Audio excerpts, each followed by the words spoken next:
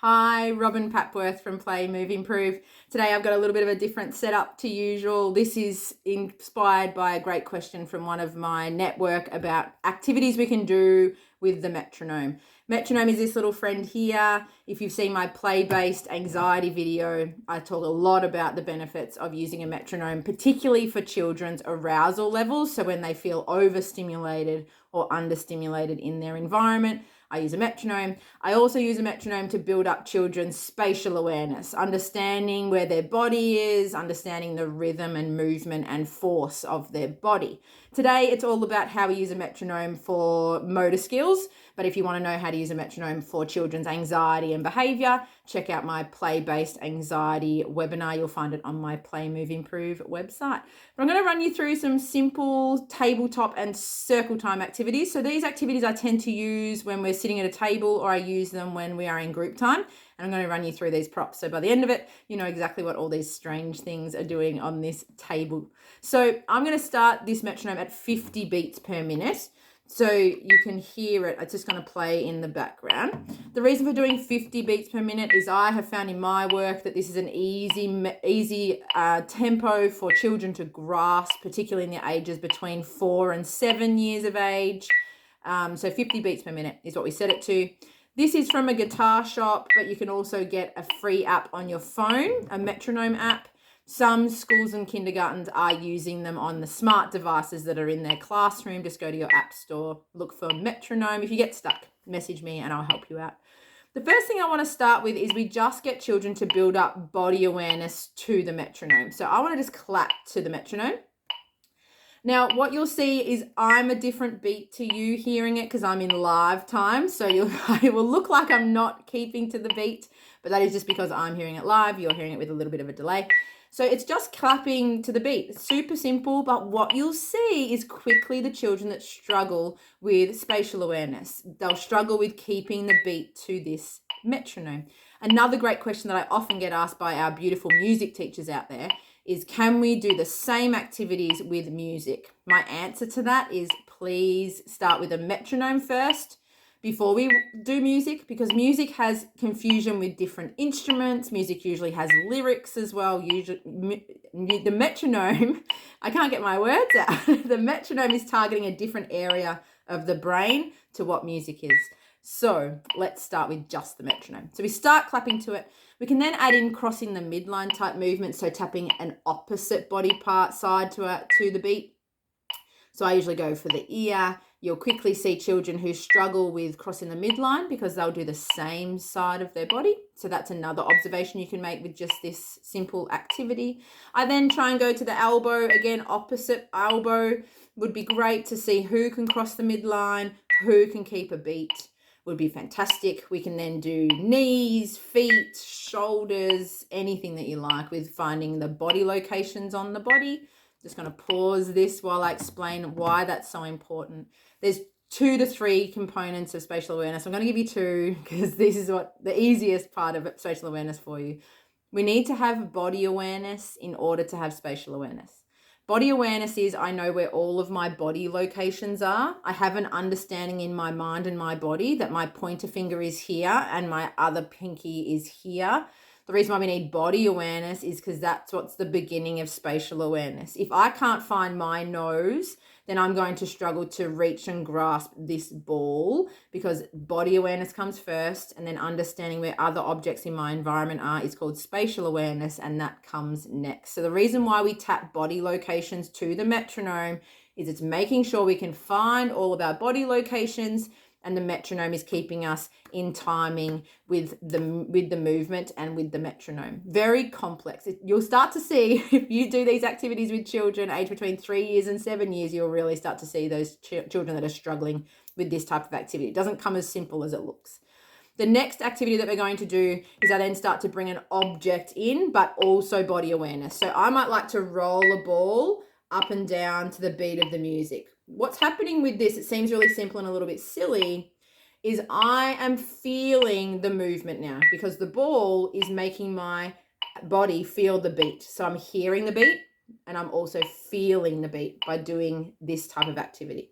You could also do things like just passing it from one hand to the other. So again, they're feeling the beat.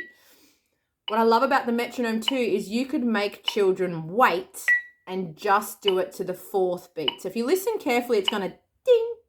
There it is. That's the 4th beat. And that's when you could pass it. So it could make children manage their self-regulation by only passing it on the ting sound. They have to wait and then pass it on the ting sound. It's because it's self-regulation, emotional regulation. It's making auditory processing is involved because they really have to listen for that special ting sound before they pass the ball from one hand to the other. In circle time, you can do this by passing it to their friend when they hear the ting sound, not on every beat. I also do an activity where I pass it on the beat 1 and then they pass it on beat 3. So again, they have to wait. So 1, 2, 1, 2, 1, 2, 1, 2. It's waiting for that one beat. So we're slowing our body and our excitement down. The best part about metronomes is it doesn't have to always be on every beat. You can make it on odd numbers, even numbers, whichever works best for the children. You can then add element of coordination as I just drop my beanbag. I need to practice this a little bit more. We can throw it up on the ting sound. So we throw the beanbag up on the ting sound, wait for the next one, and then throw it up on the ting sound, wait for the next one. It's incorporating fine motor, auditory processing, self-regulation, all within that action. It's quite more complicated than it looks. We can add an element of anxiety management this is a mindfulness exercise, the next one. It's just grabbing I'm going to turn this off so we're not driving each other mad. Any pencil, any crayon, any paintbrush, doesn't matter what tool you're using, could be a stick out in the sandpit. We are going to draw to the metronome. So on each beat, we might like to scribble, or on each 4th beat, we might like to draw a circle. It's trying to connect what we hear to what our body does. And when we scribble or we wait for a beat to draw a shape, we're in tune more with what's happening in our environment and what's happening within our body. So you can still include these strategies in a classroom setting, outdoor setting. It's just being creative. Think of the strategy I've provided you and then use your beautiful creativity to expand from that. Other super simple activities that we can do is we can open and shut things. So this is a magnetic car. So anything with magnetic, you can do it to every 2nd beat, every 4th beat. You decide what your goal is. If your goal is to improve self-regulation, to calm down overexcitability, then we want to wait for them to pause for one beat. Once they get good at waiting for one beat, to pause for one beat, then we will pause to the 4th beat. That ting sound would be great for children. So we will open it when we hear a beat. We will close it when we hear the next beat. We will open it when we hear a beat. We will close it when we hear the next beat. Reason why I use magnetic products is the proprioception, the pressure that they feel as they open it is adding more sensory connection to the activity. Where if these were just blocks that we tapped, while I love musical instruments and things like that, please don't get me wrong, musical instruments are amazing. You can do the same thing with a musical instrument. I love the pressure, the feeling as the magnets come apart is adding a higher sensory intensity for this activity. We can add cars for our little munchkins who may be disconnected from this activity. So you have any kids that aren't quite enjoying the activity, we can have cars zoom past on every beat. So we can go 1, 2, 3, 4. We can make it drive at the ting sound, reverse at the ting sound. This can be done with a dump truck in the sand pit. It can be done with a small car at tabletop.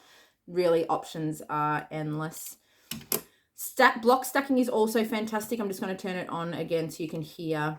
Block stacking at every ting is really great too, because now they're adding a more complex action into it. They've got to focus on block stacking plus listening for the ting sound. They have an element of resilience.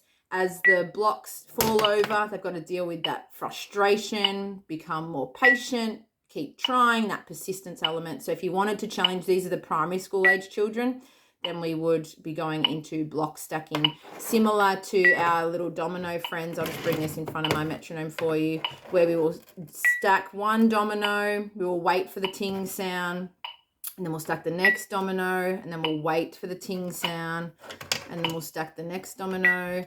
It's trying to have the ears tell the body when to move. It builds up that beautiful spatial awareness. Having a metronome builds up rhythm, builds up spatial awareness. And for our primary school age or end of kinder age, this is fantastic for early literacy, early reading skills, because when I'm doing the big fat cat, or when I'm sounding out my words, but at, you'll find that we are naturally rhythmic in the way that we read. So if we feel rhythm and we understand the feeling of rhythm through our body, we're setting that beautiful foundation up for early literacy as well. So there's a few little ideas that you can do with the metronome. Thank you for the amazing question about metronome activities. If you'd like to learn more, check out that play-based anxiety webinar. It's got a lot more ideas about the theory behind metronomes, why we use them, how we use them. And if you have any questions, keep them coming. It inspires me to keep creating this content, and I know that's been really helpful for all of you. So thank you for being part of my tribe. It's so exciting that I get to also help you as well. So take care, and I'll see you again soon. Bye for now.